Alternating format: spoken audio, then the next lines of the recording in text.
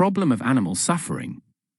The suffering of animals is an issue which creates various problems in Christianity, and I will explain them in this video.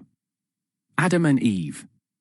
In Christianity, it is believed that the first humans, Adam and Eve, were instructed by God to not eat fruit from the tree of knowledge.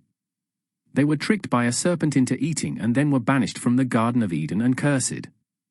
This was the original sin. Inherited consequences. As a result of Adam and Eve's sin, all humans inherit the consequences of this, as we are all descendants of Adam and Eve, and all humanity was in Adam when he sinned. This is the reason why humans suffer and die. Animals are not descendants of Adam and Eve. Animals are not descendants of Adam and Eve, so should not inherit original sin or any consequences, and yet animals suffer and die. Judgment on individual sins. Christians believe the reason why individuals suffer is because of our individual sins, and suffering is God's judgment for those sins. Animals do not sin. Christians traditionally believe that animals are not moral agents, so they cannot sin, so animals should not be judged by God, and yet they suffer. Unsatisfying solution. Some Christian thinkers have tried to propose solutions to why animals suffer.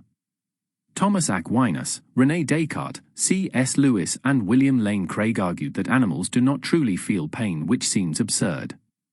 Death and suffering entered through the fall.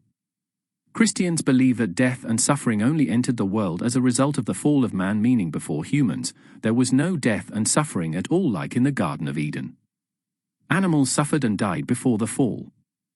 Animals suffered and died for billions of years before humans ever existed, which undermines the idea that death and suffering is a result of Adam's sin.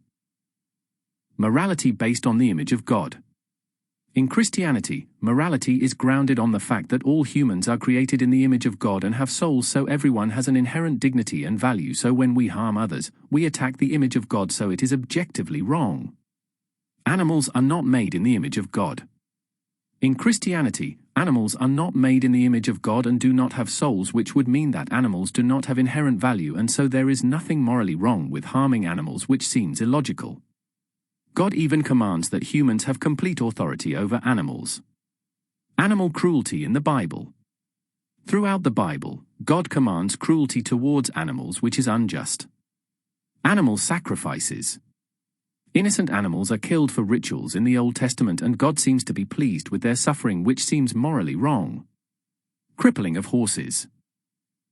During wartime, horses have their hamstrings cut, which causes them to slowly suffer to death in paralysis, which seems unnecessarily cruel.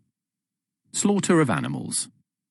When God commands the Israelites to genocide the Amalekites, he orders the slaughter of all their animals, including ox, sheep, camels, and donkeys.